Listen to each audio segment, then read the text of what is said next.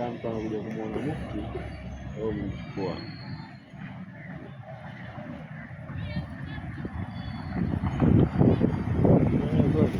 Ndio mwenyewe.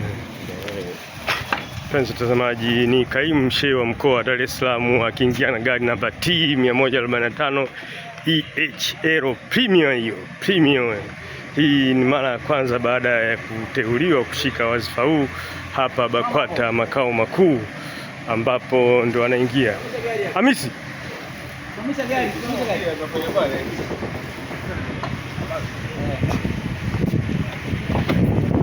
Asmani, mbona fungi mlango? Wapenzi watazamaji, ni kaimu shehe wa mkoa wa Dar es Salaam Sheikh Abbas Ramadhani, kama mnavyomwona anaingia hapa BAKWATA makao makuu kwa ajili ya mahojiano.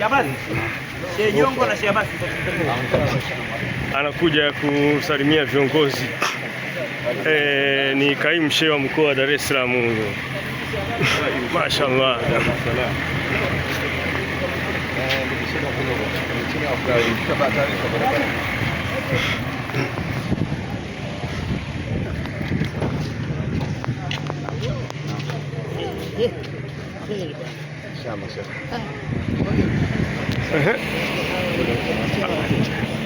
Anashuka Sheikh Jongo. Mpenzi mtazamaji, ni imamu wa msikiti wa Mtoro Sheikh Jongo anashuka kwa ajili ya kumpokea kaimu wa shehe wa mkoa wa Dar es Salaam hapa BAKWATA makao makuu. Neno lako moja Sheikh Jongo kwa shehe wa mkoa, kwa kaimu. Unajua jambo alilopewa ni kubwa sana. Basi kwa ufupi, amuogope sana Mwenyezi Mungu.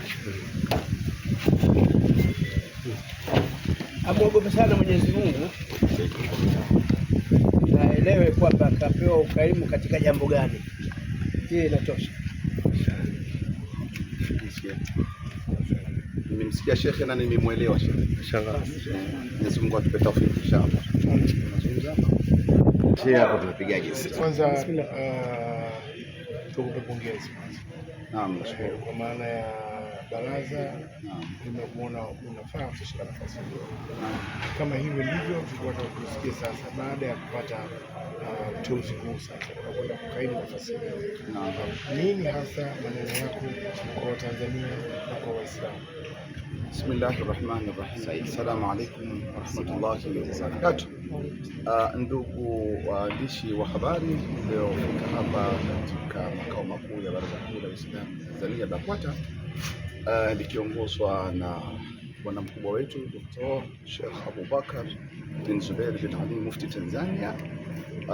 Mimi Abbas Ramadhani Abbas, kwanza kabisa katika maisha yangu wala sikutarajia kama naweza kupewa uteuzi kwenye nafasi ya juu yenye kiwango kikubwa cha namna hii, na kwa kweli napigiwa simu kwamba ninaitwa hapa. Nilikuwa zangu, nilimpeleka mgonjwa ndugu yangu hospitalini akifanyiwa vipimo tu. Wakati niko kule tumemaliza kufanyiwa vipimo, nimemaliza kulipa, napokea simu kama ninaitwa kwamba kuna jambo kadha.